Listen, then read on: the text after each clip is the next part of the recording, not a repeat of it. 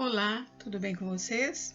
Hoje, dia 325 da nossa leitura da palavra, nós vamos ler os capítulos 10 ao 12 do livro de Romanos. Vamos à leitura? Capítulo 10. Irmãos, o desejo do meu coração e a minha súplica a Deus em favor deles é para que sejam salvos, porque dou testemunho a favor deles de que têm zelo por Deus, porém não com entendimento, desconhecendo a justiça de Deus e procurando estabelecer a sua própria justiça, não se sujeitaram à justiça que vem de Deus, porque o fim da lei é Cristo, para a justiça de todo aquele que crê. Ora, Moisés descreve assim a justiça que procede da lei: aquele que observar os seus preceitos, por eles viverá. Mas a justiça que procede da fé afirma o seguinte: não pergunte em seu coração, quem subirá ao céu, isto é, para trazer Cristo lá do alto, ou quem descerá ao abismo, isto é, para levantar Cristo dentre os mortos. Porém, o que se diz? A palavra está perto de você, na sua boca e no seu coração, isto é, a palavra da fé que pregamos. Se com a boca você confessar Jesus como Senhor e em seu coração crer que Deus o ressuscitou dentre os mortos, você será salvo, porque com o coração se crê para a justiça e com a boca se confessa para a salvação. Pois a Escritura diz: todo aquele que nele crê não será envergonhado, porque não há distinção entre judeu e grego, uma vez que o mesmo é o Senhor de todos, rico para com todos os que o invocam. Porque todo aquele que invoca o nome do Senhor será salvo.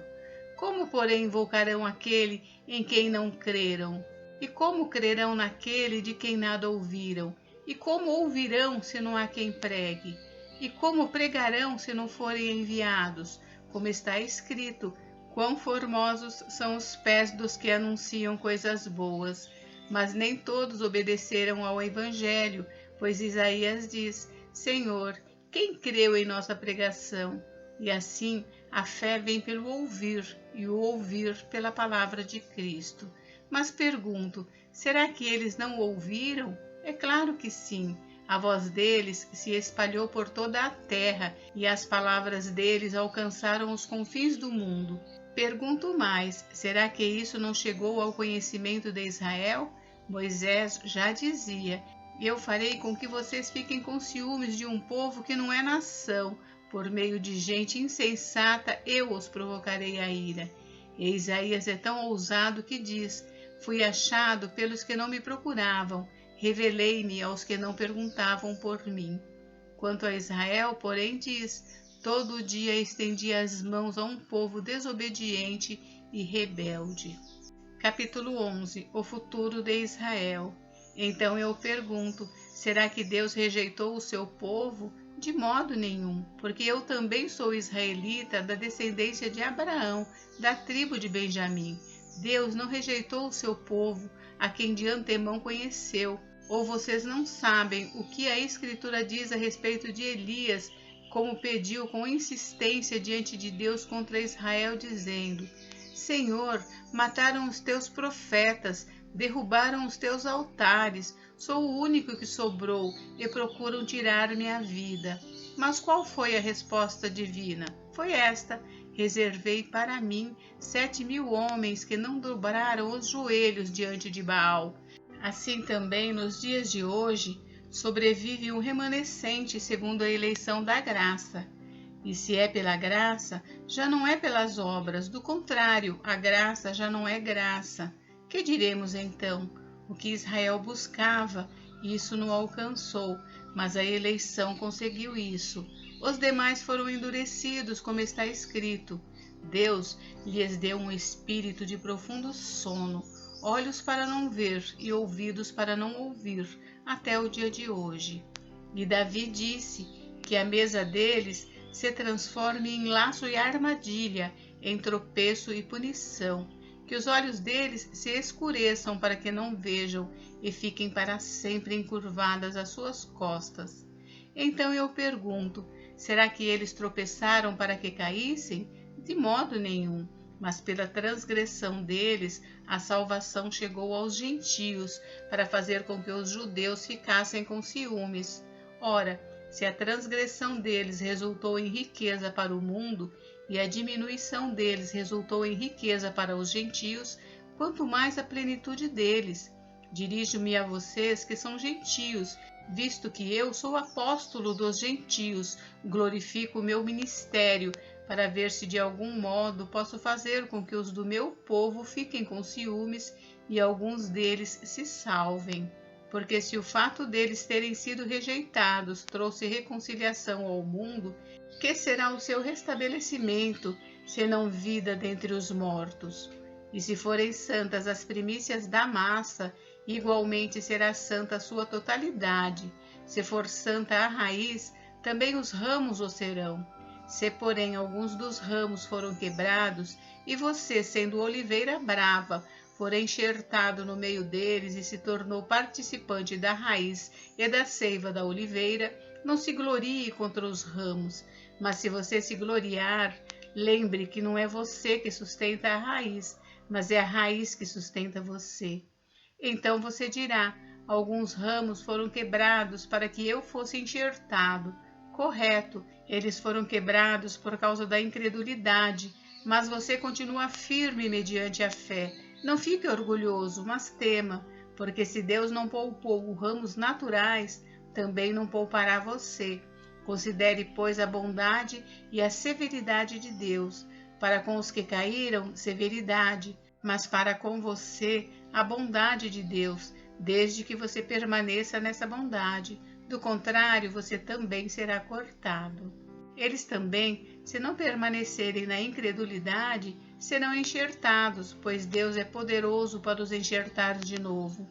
Pois se você foi cortado daquela que por natureza era uma oliveira brava e contra a natureza foi enxertado numa oliveira boa, quanto mais esses que são ramos naturais serão enxertados na sua própria oliveira.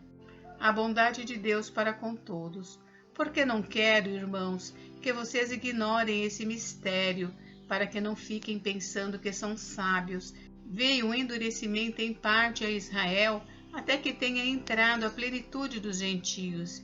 E assim todo Israel será salvo, como está escrito: o libertador virá de Sião e afastará de Jacó as impiedades. Esta é a minha aliança com eles, quando eu tirar os seus pecados.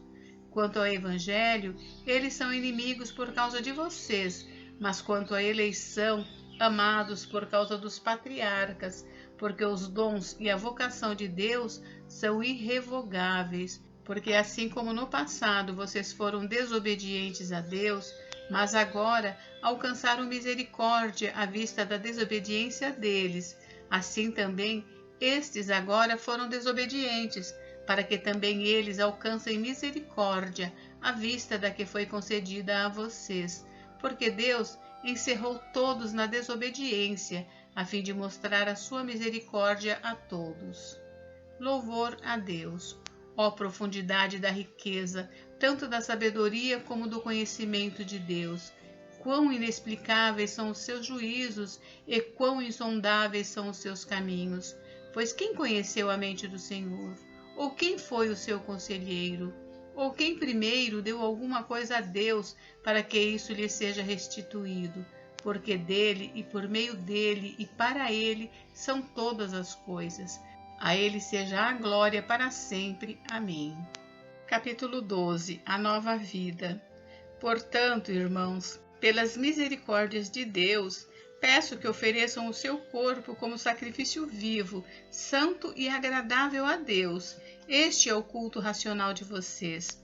E não vivam conforme os padrões deste mundo, mas deixem que Deus os transforme pela renovação da mente, para que possam experimentar qual é a boa, agradável e perfeita vontade de Deus. O devido uso de dons espirituais. Porque pela graça que me foi dada, digo a cada um de vocês que não pense de si mesmo além do que convém. Pelo contrário, pense com moderação, segundo a medida da fé que Deus repartiu a cada um. Porque assim como num só corpo temos muitos membros, mas nem todos os membros têm a mesma função, assim também nós, embora sejamos muitos, somos um só corpo em Cristo e membros uns dos outros.